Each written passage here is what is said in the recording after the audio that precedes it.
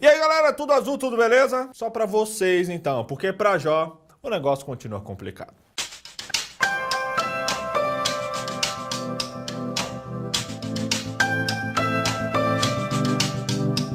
Nas semanas anteriores, a gente viu as ideias erradas de Elifaz, Bildade e Zofar. O lance é que eles queriam provar um ponto muito justo. Deus pune o mal. Acontece que o argumento deles não se aplicava à situação de Jó, coitado. E se eu disser que ele não era tão inocente assim? Calma, gente, eu vou explicar. Ele era inocente no sentido da culpa, porque ele não tinha feito nada errado para merecer aquilo. Mas se por um lado isso facilitava a condição de Jó, uma vez que ele tinha a consciência limpa, isso deixava ele meio preocupado por outro. Afinal de contas, por que ele estava sofrendo tudo aquilo? Por que ele tinha o coração moído pelas pedas e o corpo corroído pela doença? Por que 10 filhos de uma vez só? Por que nem as moscas o deixavam em paz? Por que todo consolo que chegava apenas piorava a situação? É por isso que o lamento dele no livro é tão verdadeiro, é tão real, é tão humano. Jó estava indignado, estava dolorido, estava confuso, estava angustiado. Nem me venha dizer que você sabe como é estar na pele de Jó. Aquilo tudo era muito pior do que o meu ou o seu pior dia. Era um combo de tristeza que provavelmente nós jamais entenderemos. Jó não era chorão, não era um pessimista, um reclamão, dramático por natureza. Era um ser humano comum, vivendo um pesadelo contínuo. E o pior é que Jó estava tão machucado que nem se beliscar para ver se ele estava sonhando ele podia. E você aí, chorar me engano por causa do ex. Acontece que os amigos de Jó estavam enganados. Jó não estava sofrendo aquele monte de tragédias porque ele era infiel. Era justamente o contrário. Jó estava sofrendo exatamente porque ele era muito fiel. Isso é revelado aqui no comecinho do livro. Mas o pobre Jó não tinha nem o seu livro escrito ainda para dar explicações. Mas aí você pergunta, se todos pecaram e carecem da glória de Deus, como está escrito aqui embaixo, quem de fato é inocente? Migão, tenha certeza de uma coisa, o pecado infectou todos nós. E como o salário do pecado é a morte, todos nós deveríamos morrer. Mas aí surgiu o plano da redenção, o sacrifício de Jesus, e o resto você já sabe. Mas mesmo depois do sacrifício de Jesus, nós continuamos sendo culpados. De inocente, a gente só tem a cara mesmo. Em Jó, no capítulo 15, verso 14 a 16, ele faz, sim, de novo ele fala algo interessante e verdadeiro pra caramba. Ele diz assim, olha, o que é o homem para que seja puro? E o que nasce da mulher para que fique justo? Quanto mais abominável e corrupto é o homem, quem bebe a iniquidade como a água?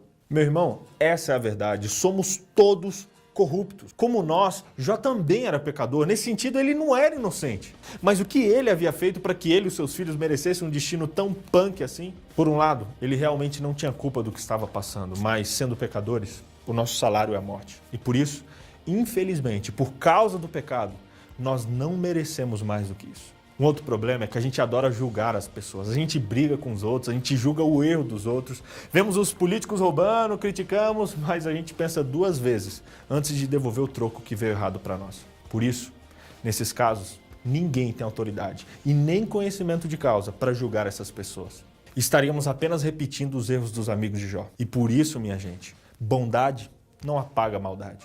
Fidelidade não garante tranquilidade, fé não evita problemas, na verdade, ocorre o contrário. Mas não viva afobado, antecipando as dores, ansioso e angustiado pelo amanhã. Em Mateus 6,34, Jesus, no Sermão do Monte, ele dá a deixa. Ele diz assim, portanto, não se preocupem com o amanhã, pois o amanhã trará o seu próprio mal e as suas próprias preocupações. Basta a cada dia o seu próprio mal. Sabe o que está dizendo aqui? Viva cada dia de uma vez. Espere o melhor, mas esteja preparado para o pior, porque nesse mundo mal problemas virão. Mas mesmo assim, permaneça firme, porque as soluções dos seus problemas não dependem de você ou de qualquer outra pessoa. Ele cuida de você. Então, sem mais delongas, que venham os tópicos. O que a gente aprendeu nessa lição? Primeiro, somos todos pecadores e carentes da glória de Deus.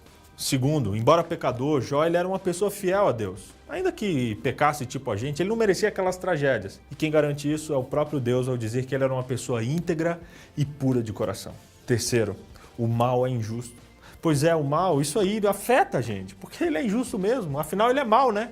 Ele ataca mesmo, principalmente quem não merece. Na real, às vezes eu tenho a impressão de que ele ataca muito mais, bem mais, quem não merece. Quarto, infelizmente, tragédias são comuns. Nesse mundo de lágrimas, as tragédias acontecem a todo momento, é muita injustiça, mas Deus não pode ser culpa disso. Ele ainda é mais inocente do que a gente. E por mais vivido que Deus seja, ele deve ficar tão perplexo quanto nós quando uma barbaridade dessas acontece com a gente. E quinto, muitas perguntas terão respostas apenas no céu. As tragédias levantam questionamentos imbatíveis, mas para essas perguntas só teremos resposta no céu, ou quando Deus quiser que nós a tenhamos. Por enquanto, nos basta ter fé. Sexto, viva sempre preparado para dias maus. Mas isso não significa que você tem que ficar antecipando ali os problemas. Ansiedade é tipo uma contagem regressiva enorme. Quando chega no final, é resetada só para começar o desespero de novo. Nessa vida, nem tudo será respondido, nem tudo vai fazer sentido, nem todo joelho dobrado vai dobrar o desígnio de Deus, nem sempre será tranquilo ou favorável. Mas nesses momentos, a gente precisa buscar forças em Deus, forças para aguentar firme, aguentar um pouquinho mais uma milha, para enxergar mais longe. Afinal, como diz aqui em Hebreus 11, verso 1, fé é a certeza das coisas que se esperam e a convicção de fatos que não se veem.